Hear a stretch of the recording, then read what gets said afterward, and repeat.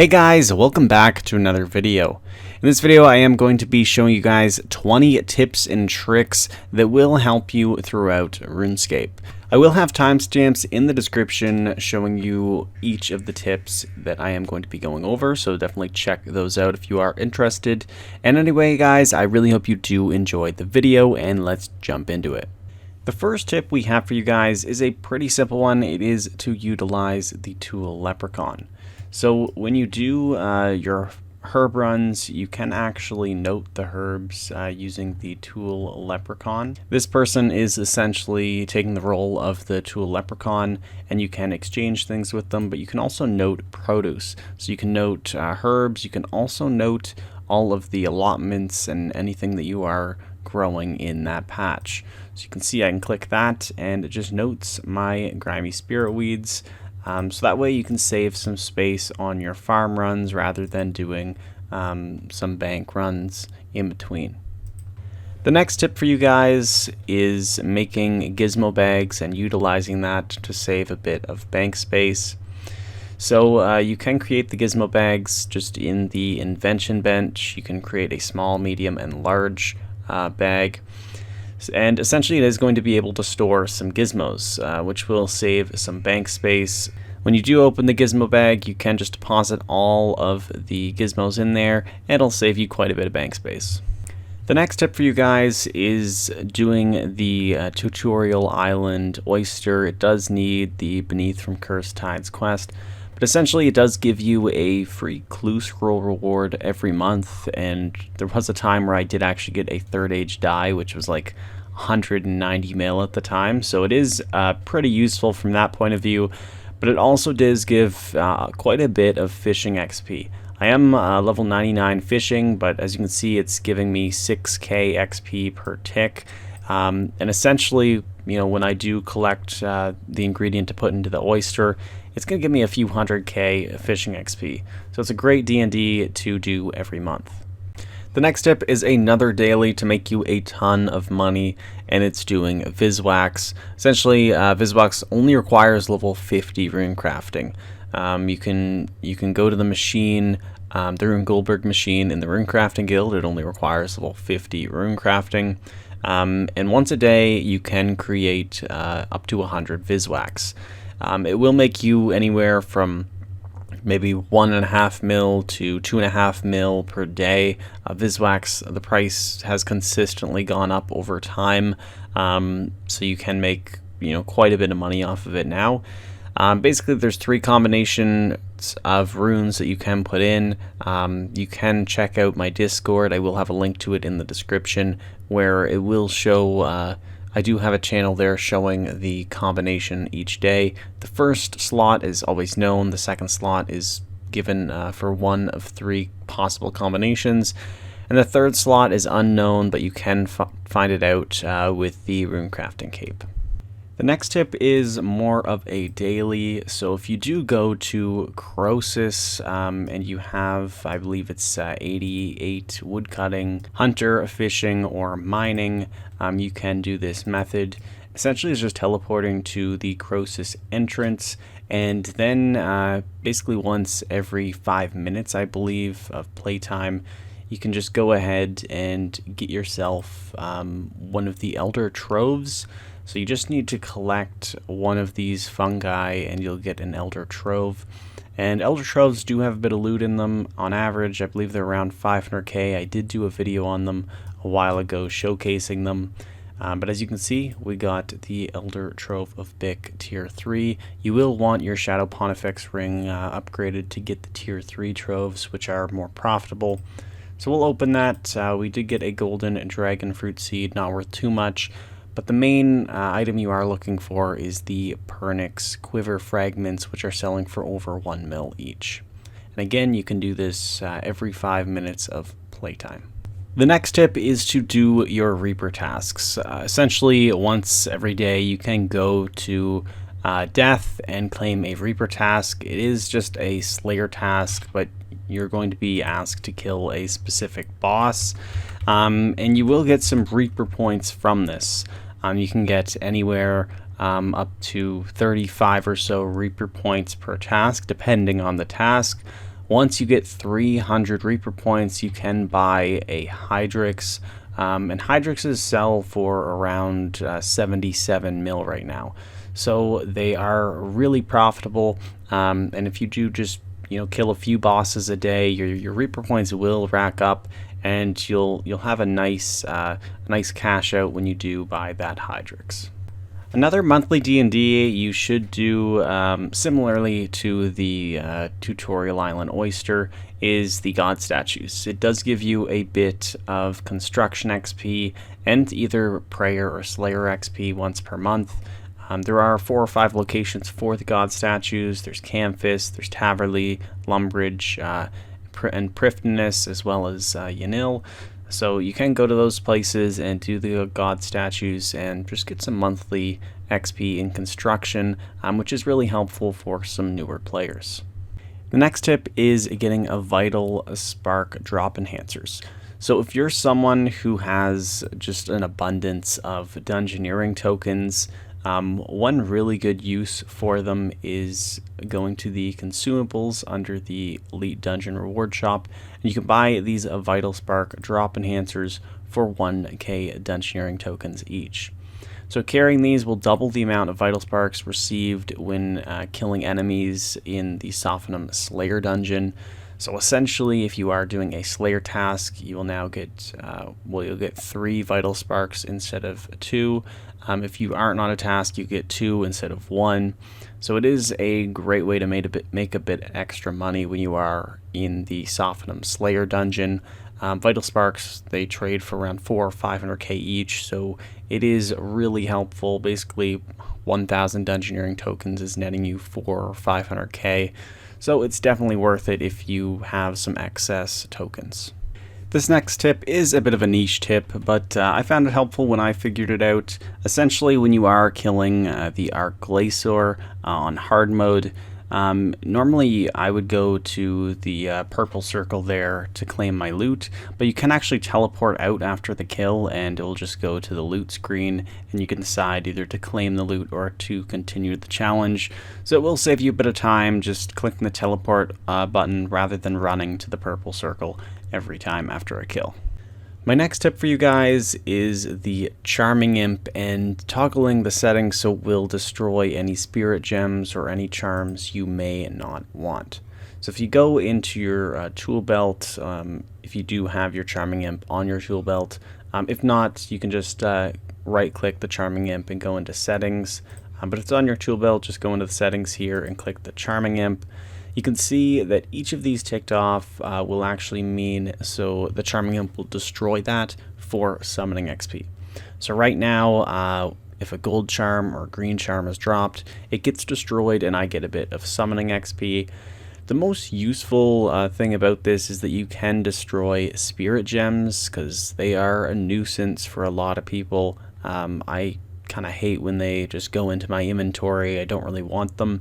So I can toggle it all on, so whenever I get a spirit gem, it just gets destroyed and I get a bit of summoning XP, which I am perfectly fine with since I basically never use spirit gems. So just a little tip for you, bit of quality life with the spirit gems. My next tip is managing souls in your player-owned Slayer dungeon. So you can purchase this ability from a Slayer Master for 1,000 Slayer points. Essentially, it is the Ouija board in the player-owned Slayer dungeon. So as you can see, I can now manage my souls doing this. So I'll just enter build mode, manage souls, and I can literally just move my souls to different rooms. So as you can see, I can just move the crystal shapeshifter over to the northeast chamber. That way, if I do have like one room empty, for example, I have crystal shapeshifters in here and spiritual mages, so I can just move my spiritual mages over here if I want to have a room fully of crystal shapeshifters. But if I want to fight my abyssal lord, and that's all I want to fight, I can just move them over there, and it gives me an empty room of abyssal lords. So it's just a nice and easy way to manage your player-owned Slayer dungeon and the creatures within it. My next tip is to get the Livid Plants whenever they are available at the Traveling Mercher's shop. Through completion of Lunar Diplomacy, then you will start being able to obtain produce points. Now, produce points are really annoying to get, but the best way and easiest way to get these points is by purchasing the Livid Plants by the Traveling Merchant.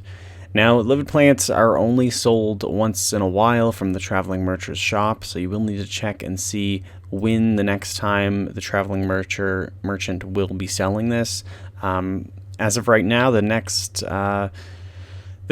5 times that it is going to be sold is February 7th, 24th, March 10th, 15th, and 31st. So you can see that it is a bit sporadic as to when it is being sold, but definitely make sure to put a notification in and go get your Livid Plant when this is available, because it's really easy to get these produce points. And then when you do have 290,000 produce points, which should be about 10 Livid Plants or so, you will get the Disruption Shield spell, which you can then use, which negates any attack. So it's extremely useful in any PVM scenario. So it is something you should just work towards. It is going to be a while before you can get it if you're getting all the Livid Plants. So it is something to just keep in mind and get the Livid Plants whenever available. My next tip is converting the Distraction, Diversion, Reset tokens. So as you can see with the weekly tokens, you can use the convert option, and 4 of the weekly tokens will equal 1 monthly token. Typically you want the monthly tokens because then you can reset things like the Tutorial Island Oyster, and also the God Statues maybe. So as you can see, it just pulls up the screen. I'll convert 2, which means it'll convert 8 of the weekly tokens into 2 monthly tokens, and it does it just like that. Same with the daily tokens. You can convert them either into weekly, it takes 7 tokens, or into monthly, which requires 28. So it is just a way to convert your tokens. You can't convert back down, so that is something to note. You can't convert a monthly token into 28 daily tokens, for example. But typically, the monthly tokens are the more useful ones. The next tip is collecting coins from Explorer Jack after you've completed the Lumbridge tasks. So Explorer Jack is a taskmaster. He's located in Lumbridge, and if you claim rewards with him, you will get a bunch of coins. So as you can see, I got 372,000 coins. Now it does depend on the number of tasks you have completed. So if you do have more tasks, a lot of tasks, you will get more money. But it is just a nice and quick and easy way to get some free cash. The next tip is binding your action bars with actual combat styles. So if you do go into the settings, you'll see under the combat and action bar tab, you can go to action bar binding. So as you can see, for range 2 hand, I have that binded to my action bar 2. That's where all my range 2 hand abilities are. For range dual wield, it's action bar 11. So essentially, whenever I switch weapons mid-combat, it'll switch my action bar as well, which is extremely helpful when you are switching combat styles within a boss fight. My next tip is auto-redeeming the prismatic stars in Treasure Hunter. So in the Treasure Hunter interface, you can go to settings, and you can see there's a box for auto-redeem prismatic stars. You can also auto-redeem cash bags, dungeoneering tokens, auto-redeem the lamps as well. So for the prismatic stars, I was doing archaeology, and same with the lamps, just to boost that level. But it is pretty helpful. It just saves some of that inventory space and time management when you are opening your daily keys. My next tip for you involves smelting. So this gives you a way to sort of be a bit more AFK when you're actually smelting items rather than bars. So for example, if I wanted to smelt some armor spikes, I can just click begin project, and typically you would just start smithing the armor spikes. Then when you click on heat forge, it just heats it back up. But if you right click and go to open smithing interface, you can actually begin as many of these as you want. So I find it's best to just fill up your inventory with a bunch of these projects, especially ones that don't require very many bars, because you can finish them pretty fast without actually having to heat it back up. But when you have enough, you can just start smithing at the anvil, and you'll start smithing on the first one in your inventory. But once that one is complete, you'll just start on the next one. And the current heat is specific to the item. So you can see that the heat on the first item is dropping. But for the second, third, fourth, and fifth, it's all at maximum heat. So this one is going to be complete. I'm going to move on to the second one, and the heat is at the top again. So it is a great way to do some AFK smithing, and might be just a useful tip for some of you guys. The next tip is just a general tip for you guys. Essentially, there are a lot of different abilities in RuneScape, and you kind of need a keybind for all of them. There are some of the good keybinds, the ones around, you know, the Q, ASD, that area of the keyboard. But when you run out of those, you know, I don't like putting keybinds on, for example, I, O, U, like the ones on the right side of the keyboard. So one thing I started doing, which you guys probably have already, is to do the Shift plus keybinds. So for example, you can have a keybind on Q, but you can also keybind Shift plus Q and Control plus Q. So that's 3 different keybinds with Q, which is a bit easier to handle since it is on the left side of the keyboard. So that's just one tip for PVM in general. I would suggest putting some more keybinds. Using Shift and Control, and just start to get used to them, and it'll just become natural. This next tip is pretty simple. It's just a little bit of quality life for the Grand Exchange. So say I wanted to buy 100 sailfish. Well, I go ahead and buy that. As you can see, there's actually this button here to collect and repeat. So you say you just bought 100, you want to buy another 100. Well, you can just go ahead and do that, click confirm, buy it again that way. You can also right click and click collect and repeat, and again the same thing will happen. Another little tip here is you can go into the sale history. If you just click any of these orders, like say I bought 200 Ceradome Brew Flasks earlier, I can just click that order and it'll actually redo it. So it is pretty helpful for just some quality life things in the Grand Exchange.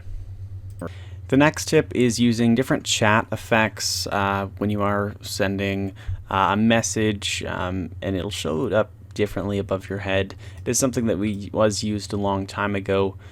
So essentially, if I type in wave and then put in a colon, and then let's just type in hello, you can see the little chat above my head is waving. I can do /1 colon hello, and it'll flash yellow and red, and you can even combine them. So wave colon /1 colon hello, and it'll flash yellow and red, and also go up and down. So there's a lot of different commands you can do. There's different flashes, changes different colors. So it is kind of fun to try these out and see what you can do. But I just wanted to put that tip in there. It is a bit unique. If you're ever at the Grand Exchange and looking to sell something, maybe you want to type in /1 colon, just say, you know, selling SGB, and it'll be flashing. It'll highlight. People will see that message more. So anyway, just a cool and fun tip for the last one of the video. Anyway guys, thank you so much for watching the video. I really hope you did enjoy it and some of the tips are helpful to you. And if you did enjoy the video, hit that thumbs up button and subscribe for more RuneScape 3 content. And I'll see you all in the next one. Peace.